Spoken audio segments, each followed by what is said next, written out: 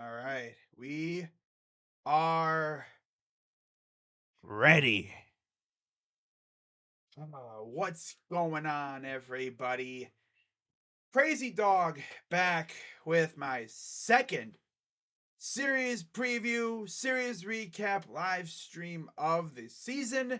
As you noticed already, that crap on top of my head is gone. Look at that.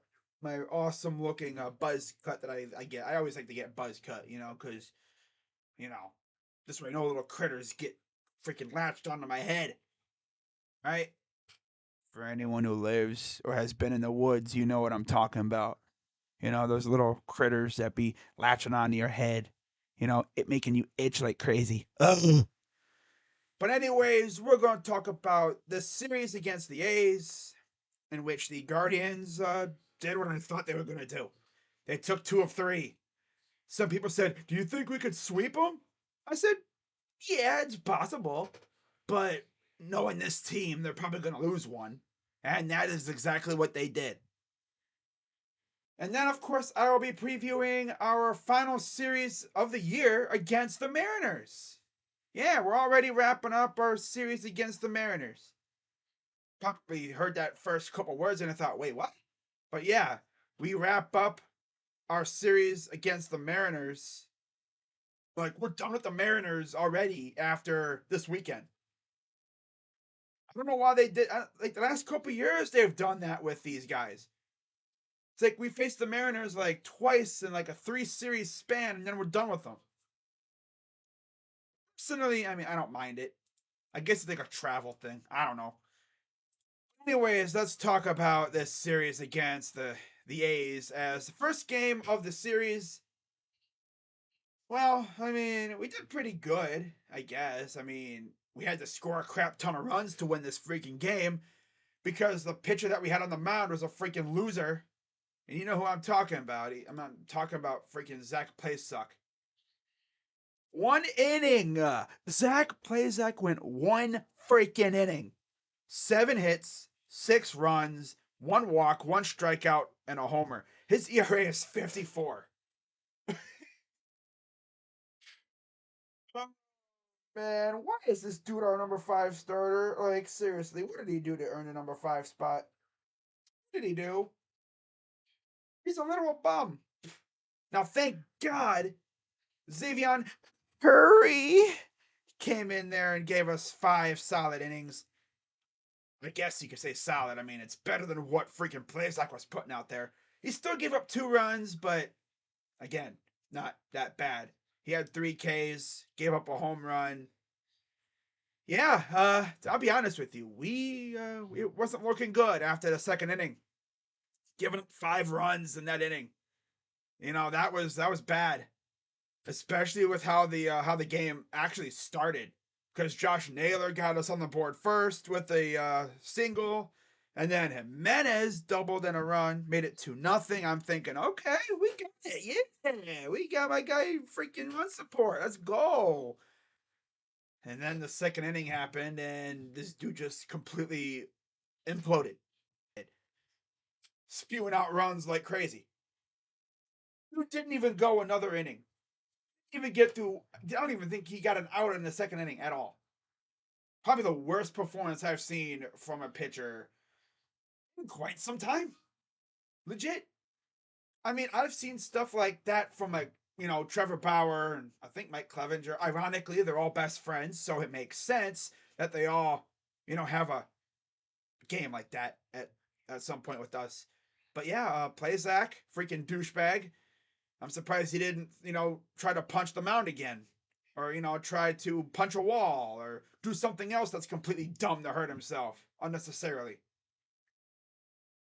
I'm just wondering how the heck this dude got our number 5 spot. How? How? What did he do? Huh? What did he do to deserve it? I mean, the best thing he's done is. I don't even think he's done anything that good. You know? He reminds me of Puka Carrasco early on in his career with us. When he was kind of bad, we put Cookie in the bullpen. He like kind of rehabbed himself a little bit as a pitcher, and then he became a starter again, and he was nails. Could we do that with Plezak? I don't know. We could try, or we could just simply send him to the KBO and say, "Here you go, guys. Deal with him over there. Trade him for like a half-eaten box of Cheez-Its or something. I don't know. Get him out of here." You send him to the freaking rookie ball league. If he still sucks over there, then yeah, get him out of here. Don't even send him to the freaking AAA or AA teams. No, no, no. Send him to the freaking rookie ball team. Heck, send him to Lynchburg to go be with the single A team. I'm surprised they didn't come up with some phantom injury to try to get him, maybe get him the. No, you can't do that already. I give him another two starts like that, and they might do that. I don't think so, though. That's what they do now. They will actually do that. They will come up with like a phantom injury. Oh, his elbow's sore. So then you kept him out there to get shellacked. Okay. Yeah. Anyways, after all that madness, the offense actually woke up in the fourth inning as we had 3 runs score. Courtesy of Josh Naylor. How about that? A solo bomb. And then Miles Straw got us on the board still. So it's 6-5, just like that. And then bottom of the 5th, they responded with a home run of their own. Then we punched back with a sac fly by Stephen Kwan. And then Ahmed Rosario cut it once again to a one run lead. And then Ahmed again, top of the 8th, tied the game with a sac fly. And then Jose Ramirez with a very snazzy triple, mainly because Connor Capel misplayed the ball. It was rolling right to his glove. And then he must have lifted his glove just a little bit too high, and it went right under the glove. And we took the lead 9-8. Josh Bell sac fly made it 10-8. And then, Seth Brown, the new Guardian killer in Oakland, tied the game with a 2-run blast. But then, top of the 10th inning, we responded right back. Jose Ramirez with a single scored a run. And then a wild pitch by Trevor May scored another run. And then, of course, the A's would respond in the 11th, or in the bottom of the 10th, with a run by Esteury Ruiz. That was it. So we win this game 12-10, 12-11 in 10 innings. Win goes to Class A, 1-0 with a 6 ERA. Yeah, he's been bad so far.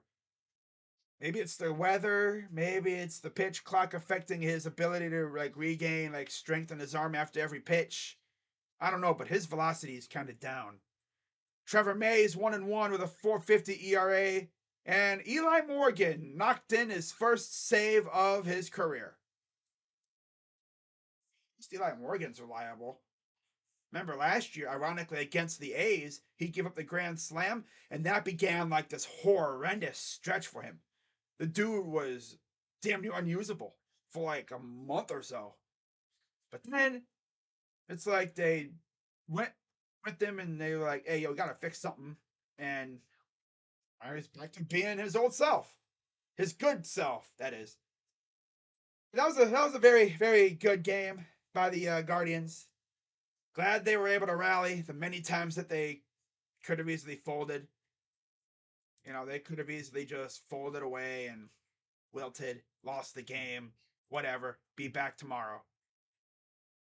Nope. They came right back. Love to see it.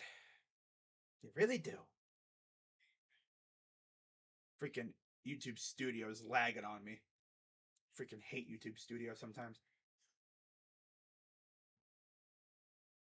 Beginning to think that, no, because OBS Studios telling me everything's fine. Oh, well. So, moving on to game 2 of the series. And Shane Bieber is on the mound, so you already know we're probably going to either score nothing or something's going to happen. And what do you know? Another game that was this close to going to extras.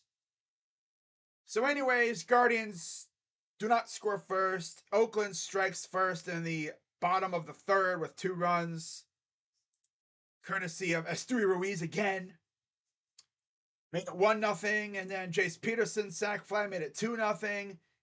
And as usual, the Guardians punched right back, courtesy of Josh Naylor grounding out bringing in a run, and then Gabriel Arias hit a solo blast.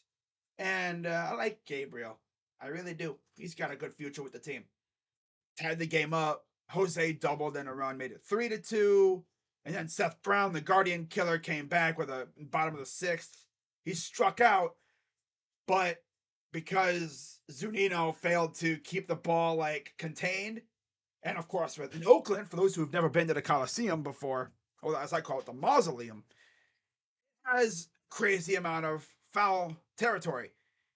The distance between home plate to the backstop is like, I swear, 20 feet. It seems like it's large. Like if you let a ball get past you, oh God, have fun. If you got a fast guy on the bases and that happens, that dude could literally go from first to third. That's how far it is. Not to mention, there's like no wall separating the bullpens from the field, so literally the bullpens are in play. So yeah, like I said, there's a lot of foul territory in that joint. Of course, you have the obstacles of the mounds from the bullpens. So it tied the game, and then it would be like that until the bottom of the ninth when Tony Kemp would walk it off. So yeah, that is our what? No, it's no. I'm confusing myself. Wow. But this one was like that close. This was that close to going to extras. I mean, honestly should have won this game. But everyone's going to look back at that wild pitch and think, man, if only Zunino was able to keep that ball contained. Because remember, it was a drop third strike. It was a third out. Inning was over. That wouldn't be the last time we'd be screwed. Kind of. Although this wasn't the umpire. This was our own wrongdoing. You'll see what I mean in a minute. So anyways, the win would go to Trevor May. He's 2-1 with a 3 ERA. The loss, unsurprisingly, goes to the guy that essentially cost us the game. James Karinchak, who's 0-2 with a 12 ERA. That dude is messed up. Like, all over, man. Like, I don't get it with him. He's literally lost both games that Bieber pitched. Oh, yeah. How long is it going to be before we demote him to, like, middle reliever or something? You look like Nick Sandlin or heck, Tim Herron or Stefan or Eli. Make one of those guys the eighth inning guy. We could do like an eighth inning guy by committee, depending on the situation. Could do that. That'd be cool. But yeah, not a great game. And after that, I was like, okay, how are we going to respond? Well, as we saw last night or yesterday, I streamed this game. Oh, by the way, I didn't go over, how did the starters do?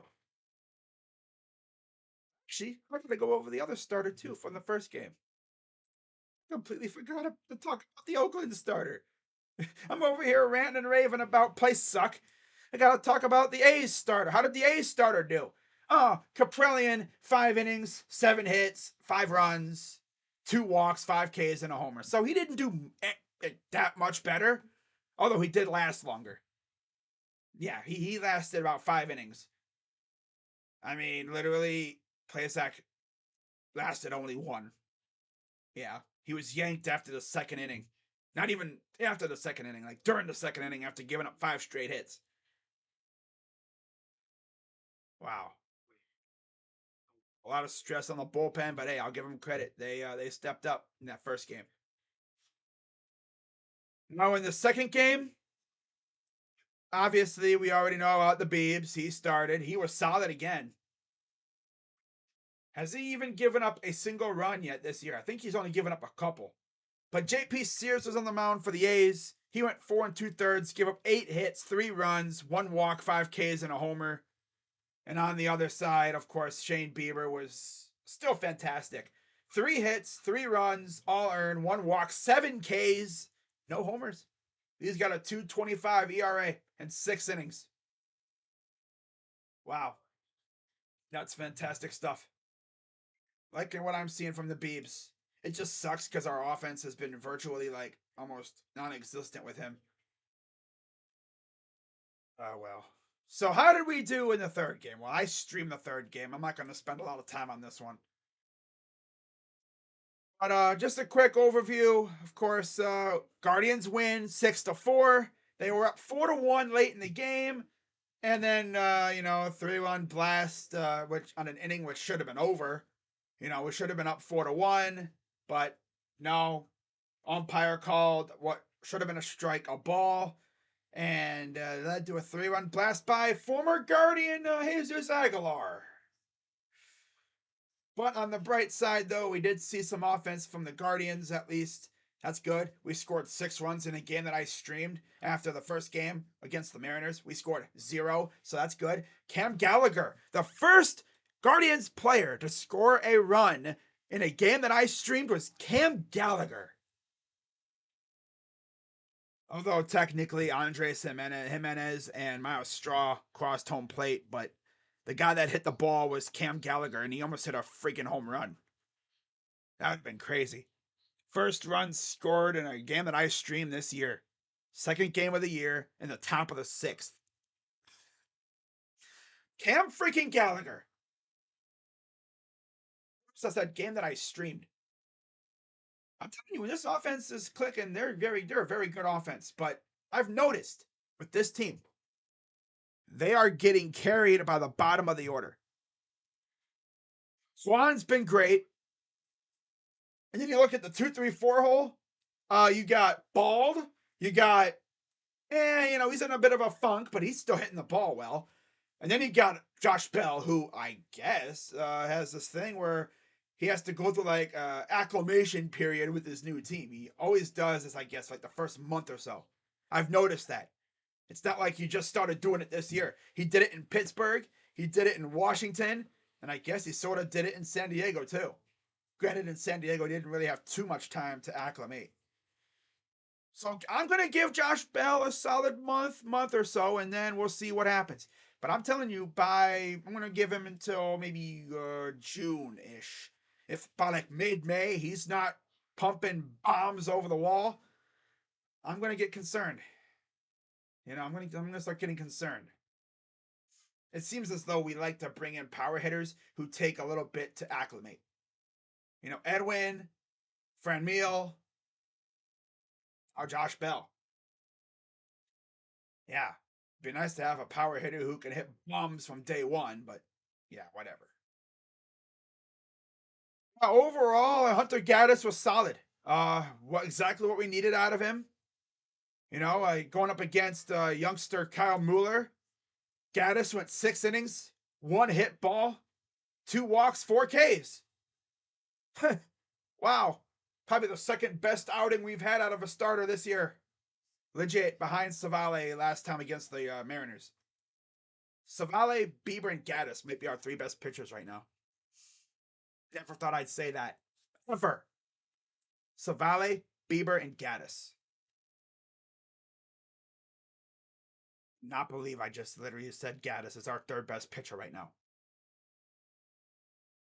Quantrill. Well, I mean, his first start was kind of just like his starting, with Canada, the WBC, just like that. Yeah, not fun. Yeah, it was not a fun game to watch back then. We'll see how he does this upcoming series against the Mariners again.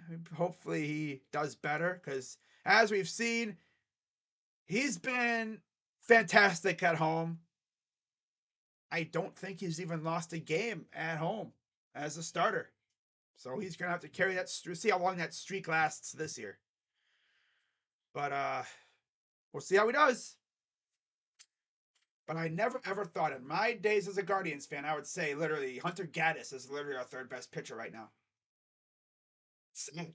It's true. Bieber, Savali, and Gaddis. Gaddis has some good stuff. And I will say this too. There was one heck of a game called behind the plate by Cam Gallagher. I mean, after all, I feel like, oh, he's a scrub. He's a solid backup catcher. What do you expect? He worked with Salvador Perez last year. I mean, he learned from Salvador how to be a good catcher. Very good executed game out of him. And all I'm just gonna say is this, I just need Cam and even Maybris to hold it down until probably June or even July when Bo Naylor comes up. After that, when Bo's up, it's sayonara to those two. And then we're just gonna roll with Zunino and Naylor at catcher for the time being. And then once Zunino's days are done, it'll just be Bo Naylor and probably a backup catcher. Probably like Brian Lavastida. Someone like that. I don't know. I'm just so eagerly awaiting the day that I see that Bo Naylor has been called up for real. Because last year he was brought up late in the season, only had, 8 at bats, barely saw him at all. When he did play, it was garbage. He was like late in games. Didn't really have a chance to acclimate to the major league game. And I'm telling you, watching him in AAA, dude's raking. I think he had a 2020 season last year, and it's not the 2020 you're thinking of. 20 dingers, 20 stolen bases. We're talking about a catcher here, guys. A catcher that can steal bases. What? Hit bombs and steal bases? Yes, please. I'm already loving Bo, though. Just stopping in to congratulate you on the Cavs glow up. The glow up. And wish you luck with your streams. I've popped in a couple times and seen some solid numbers. Best of luck, man. Go Mariner. Oh, man, this fan was some JT.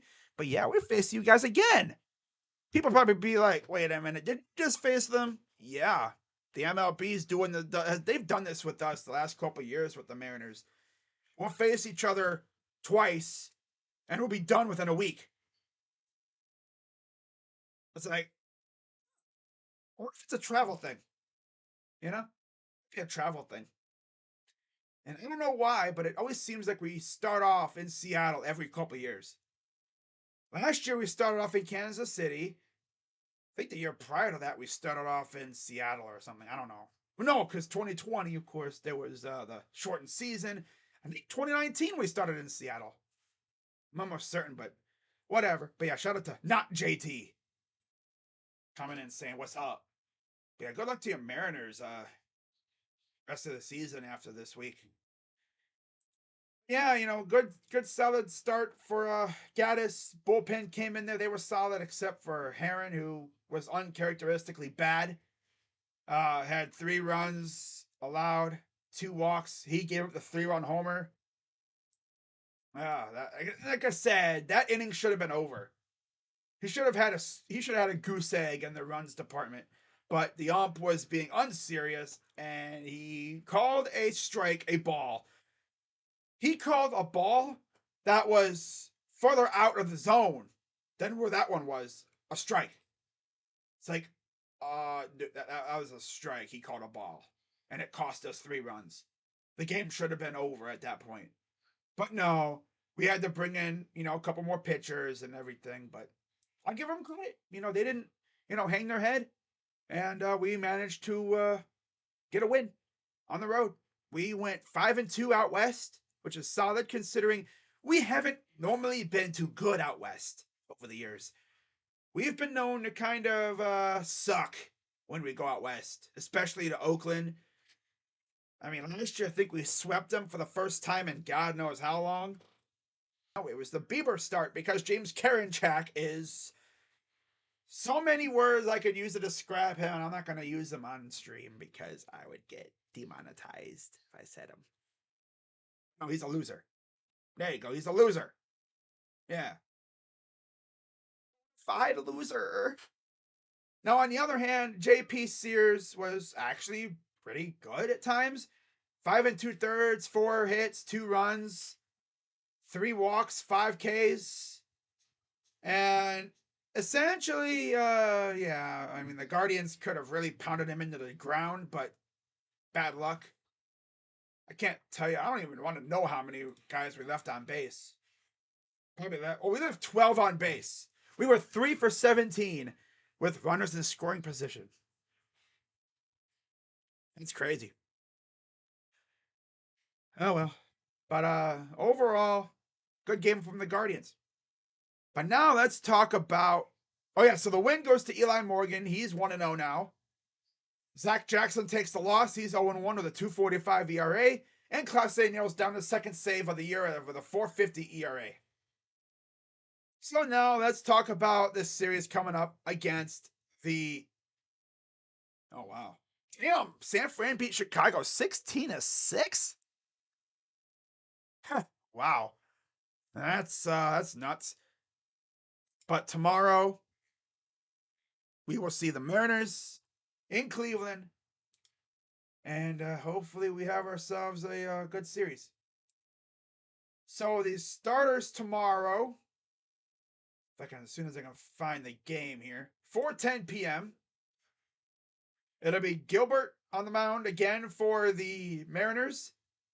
He's a righty, 0-1 with a 1.50 ERA against Aaron Civale, who is 1-0, coming off probably his best start in like 2 years-ish around there. And he's had 3 Ks. And of course, against Gilbert, Naylor and Ramirez have hit 2 dingers off of him, as well as Zunino, remember. And then RBIs, Kwan has 1, Naylor has 2, Ramirez had 2. These are like overall, not from last game. 1 for Ahmed and then 2 for Zunino. Against Civale, France, of course, has 1 homer, 1 RBI in his career over against him. Same thing with Teoscar Hernandez, 1 homer, 1 RBI. Kelenic has 1 homer, 2 RBIs. And Wong has 1 homer, 1 RBI. So, should be a fun game. Game 2 of the series. 6:10 p.m. first pitch. Marco Gonzalez against Cal Quantrill. Both pitchers not having the greatest start of the season last time around. Gonzalez, no record. 7.20 ERA, 1 strikeout. Quantrill, no record. 7.71 ERA, 3 strikeouts. Yeah. Against Gonzalez, only Zunino has hit a home run on him. He has 4 RBIs. And Gallagher and Ramirez each have an RBI as well. Against Quantrill, Julio Rodriguez, 2 homers, 2 RBIs. And then France, Pollock, and Suarez all have an RBI apiece. Then for the series finale, season series finale against these guys.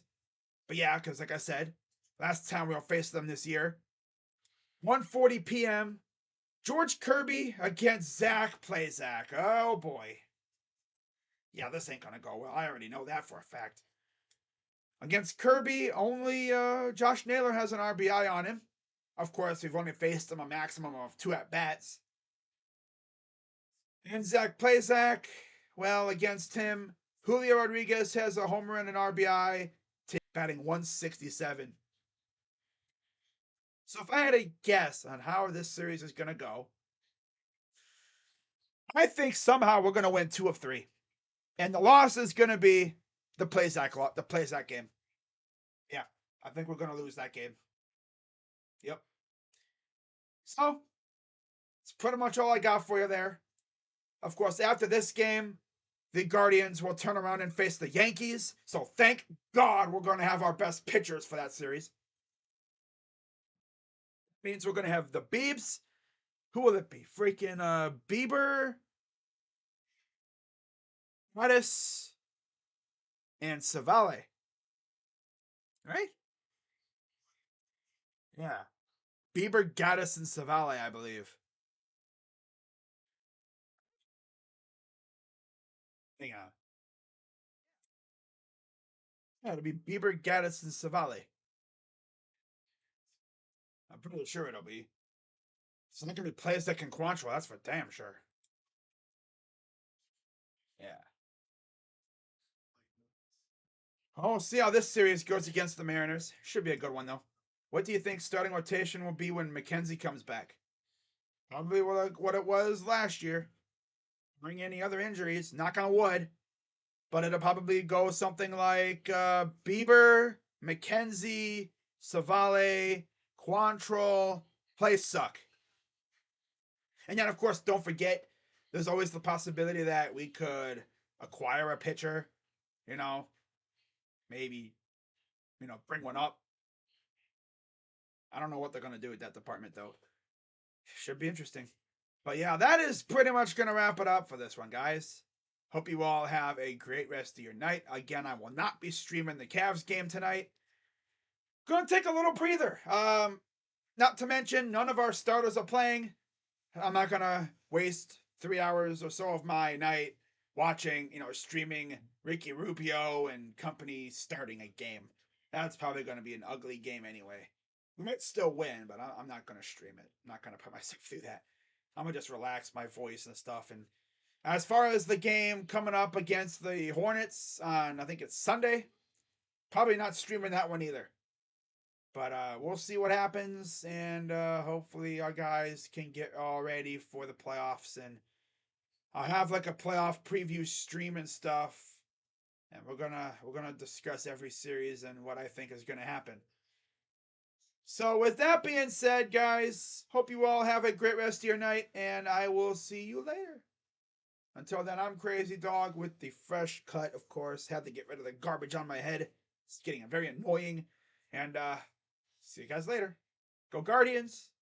Crazy Dog, and I'm out. Bye-bye. Bye-bye now. Go Guardians.